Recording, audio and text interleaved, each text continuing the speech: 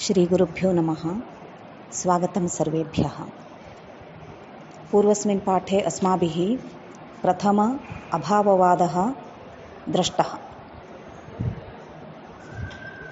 तेषाम् अभिप्रायः एवमस्ति यत् प्रसिद्ध्यभावात् ध्वनिः नास्ति इति। यद्यपि प्रसिद्धानि काव्यतत्त्वानि तैः अत्र उक्तानि, शब्दगताः अनुप्रासादयः, पुनः अर्थगताः उपमादयः, चारुत्वहेतवः, वर्णसङ्घटनाधर्माः, माधुर्यादयः, वृत्तयः, उपनागरिकाद्याः इत्यादि। तेन किं भवति, एते यथा प्रसिद्धाः तथा ध्वनिः न प्रसिद्धः इत्यनेन अन्ततो गत्वा एतेषु चारुत्वहेतुष्वेव ध्वनिः अपि अन्तर्भवति इति तात्पर्यं भवत्येव। तथापि एते अन्तर्भाववादिनः न। कुतः इति चेत् एतैः अत्रैव चारुत्वहेतुषु ध्वनिः अन्तर्भवति इति शब्दतः न उक्तम्। अत एव एते अन्तर्भाववादिनः इति न कथ्यन्ते। एतैः केवलं वृत्तिः, अलङ्कारः, पुनः गुणः इत्यादिवत् ध्वनेः प्रसिद्धिः नास्ति इत्येव उक्तम्। अतः प्रसिद्धाः एते एव चारुत्वहेतवः भवन्ति, ध्वनिः न। एवं प्रसिद्ध्यभावात् ध्वनिः नास्ति इति एतेषाम् अभिप्रायः। द्वितीयवादः अभाववादः एवमस्ति। अन्ये ब्रूयुः नास्त्येव ध्वनिः। प्रसिद्धप्रस्थानव्यतिरेकिणः काव्यप्रकारस्य काव्यत्वहानेः। सहृदयहृदयाह्लादि शब्दार्थमयत्वमेव काव्यलक्षणम्। न च उक्तप्रस्थान अतिरेकिणो मार्गस्य तत्सम्भवति। न च तत्समयान्तःपातिनः सहृदयान् कांश्चित् परिकल्प्य तत्प्रसिद्ध्या ध्वनौ काव्यव्यपदेशः प्रवर्तितोऽपि सकलविद्वन् मनोग्राहिताम् अवलम्बते। न अवलम्बते इत्यर्थः। न इति शब्दः पूर्वमेव उक्तः। अन्ये ब्रूयुः नाम अन्ये अपरे अभाववादिनः एवं कथयितुं शक्नुयुः। किं कथयितुं शक्नुयुः? प्रसिद्धप्रस्थानव्यतिरेकिणः काव्यप्रकारस्य काव्यत्वहानेः इत्यादिना। प्रस्थानमित्यस्य शब्दस्य अयमर्थः भवति प्रसिद्धात् प्रतिष्ठन्ते परम्परया गच्छन्ति अनेन इति प्रस्थानम्, नाम प्राचीनपद्धतिः इत्यर्थः। तद्व्यतिरेकिणः, भिन्नस्य, व्यतिरेकी नाम भिन्नमित्यर्थः। तद्भिन्नस्य काव्यप्रकारस्य इत्युक्ते भिन्नः काव्यप्रकारः अत्र कः? ध्वन्यात्मक काव्यभेदस्य। तदेव खलु उक्तम् आनन्दवर्धनेन। तेन प्रसिद्धप्रस्थानात् व्यतिरेकिणः काव्यप्रकारस्य ध्वन्यात्मककाव्यभेदस्य काव्यत्वहानेः, काव्यत्वाभावात् ध्वनेः अभावः इति एतेषां मतं। ध्वनिः स्यात् परन्तु तस्य काव्यत्वं नास्ति। कुतः काव्यत्वं नास्ति इत्युक्ते सः प्रसिद्धप्रस्थानव्यतिरेकी वर्तते। अत एव तस्य काव्यत्वं नास्ति। काव्यत्वं नास्ति इत्यहेतोः तस्य अभावः इति एतेषां मतम्। अस्य वादस्यापि प्रसिद्धिरेव मूलम्। प्रसिद्धप्रस्थानव्यतिरेकिणः इति उक्तं खलु। प्रसिद्धं नाम काव्यमर्मज्ञेषु प्रचलितमित्यर्थः। एतावत्पर्यन्तं काव्यमर्मज्ञेषु ध्वनिः न प्रचलितः। अन्ये सर्वेपि प्रचलिताः, अलङ्कारः, गुणः, वृत्तयः इत्यादि सर्वेपि। तानि सर्वाणि तत्त्वानि प्रस्थानानि इत्युक्ते पूर्वं यथा उक्तं मया तथैव प्रतिष्ठन्ते परम्परया व्यवहरन्ति इति प्रस्थानं। येन मार्गेण ते गतवन्तः पूर्वतनकाव्यज्ञाः, तत् प्रस्थानं। ते अलङ्कारमार्गेण, गुणमार्गेण, वृत्तिमार्गेण गतवन्तः। अतः तानि प्रस्थानानि। परन्तु ध्वनिमार्गेण तैः न गतम्। अत एव ध्वनिः प्रस्थानं नास्ति। प्रसिद्धप्रस्थानव्यतिरेकी वर्तते। काव्यमार्गः शब्दार्थयोः काव्यशरीरत्वं गुणालङ्कारादीनां च तत् सौन्दर्याधायकत्वं तस्मात् व्यतिरेकिणः भिन्नस्य काव्यप्रकारस्य ध्वनेः इत्यर्थः। यद्यपि प्रसिद्धप्रस्थानेषु नास्ति, परन्तु इदानीमहम् एतद् प्रतिपादयामि, अतः अङ्गीकुर्वन्तु इति उच्यते चेत् तदपि न शक्यते। कुतः इति चेत् यदि ध्वनिः स्वीक्रियेत तर्हि प्राचीनाचार्यैः अननुशिष्टचरं काव्यत्वमपि अनायत्या तत्र अङ्गीकरणीयं स्यात्। तेन किं भवति? तथा सति छिन्ने मूले नैव शाखा न पत्रम् इति न्यायेन ध्वनिरेव न उररीक्रियताम् इत्येतत् एतेषाम् अभाववादिनाम् अभिप्रायः वर्तते। एवं प्रसिद्धप्रस्थानव्यतिरेकिणः काव्यप्रकारस्य काव्यत्वहानेः इत्यस्य वाक्यस्य अर्थः अस्माभिः ज्ञातः। अग्रे सहृदयहृदयाह्लादि शब्दार्थमयत्वमेव काव्यलक्षणम् इत्येतत् पश्यामः।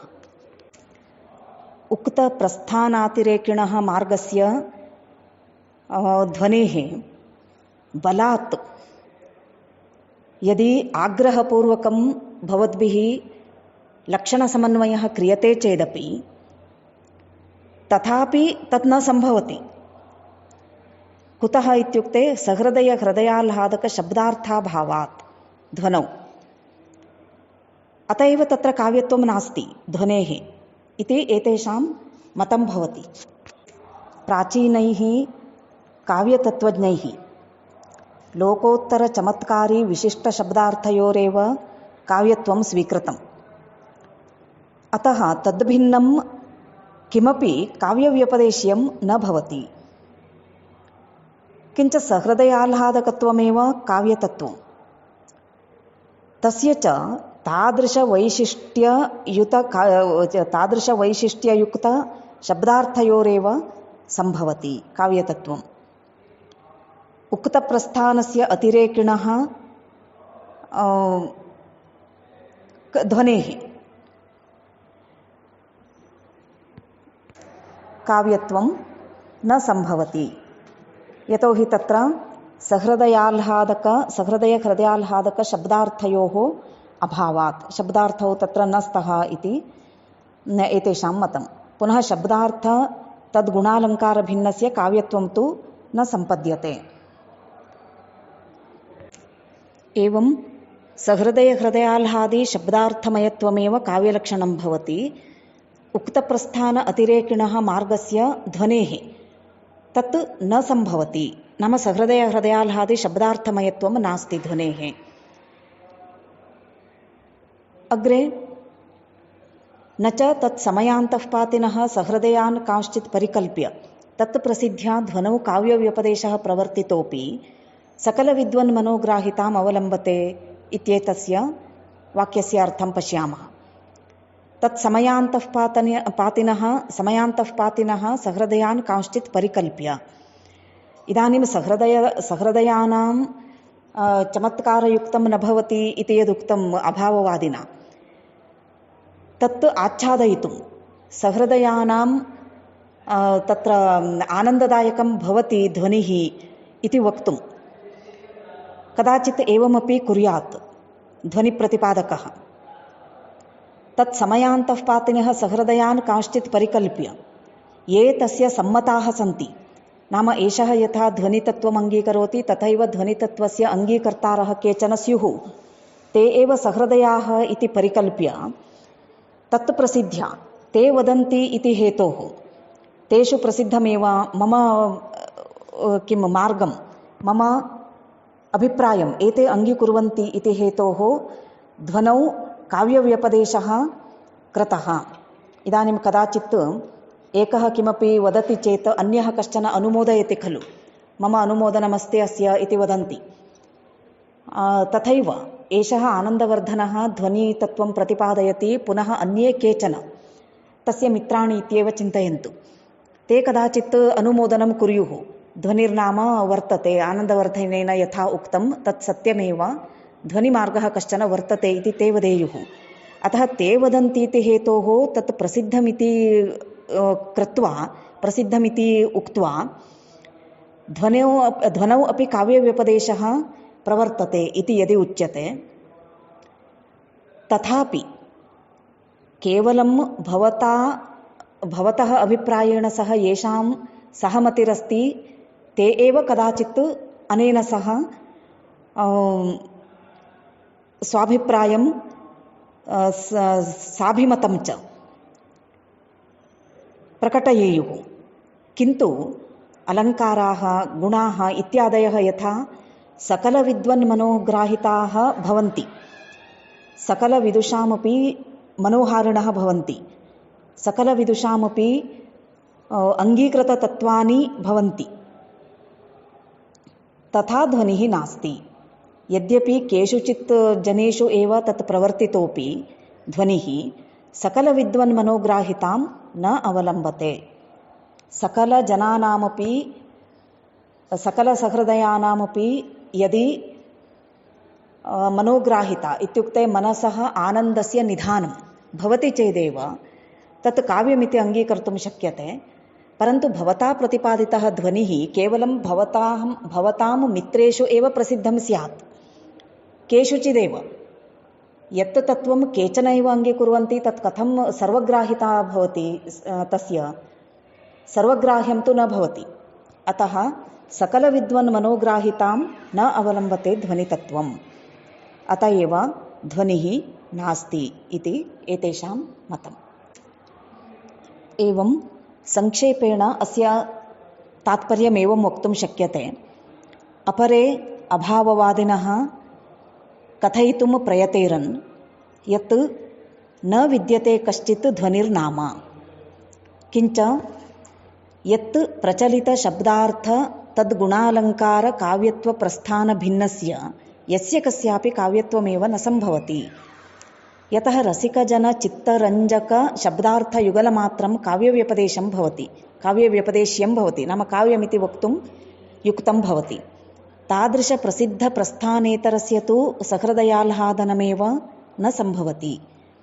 यदि तथा, किं ध्वनिप्रस्थानपक्षधरानेव कतिपयान् सहृदयान् आदाय तदाह्लादकत्वेन तेषु प्रसिद्धस्य ध्वनेः काव्यत्वव्यपदेशः न सम्भवति इति कथ्यते। तथापि तथाकरणेपि सर्वग्राह्यताम् अवलम्बितुं नैव प्रभवति ध्वनितत्त्वं। नाम अधिकतरविदुषां तत्र प्रवर्तनं नास्ति इति अभिप्रायः। अत एव ध्वनिः न अङ्गीकार्यः, ध्वनिः नास्ति इत्येव वक्तव्यम् इति तात्पर्यम् एतेषां भवति। अग्रिमपाठे तृतीय अभाववादिनाम् अभिप्रायं पश्यामः।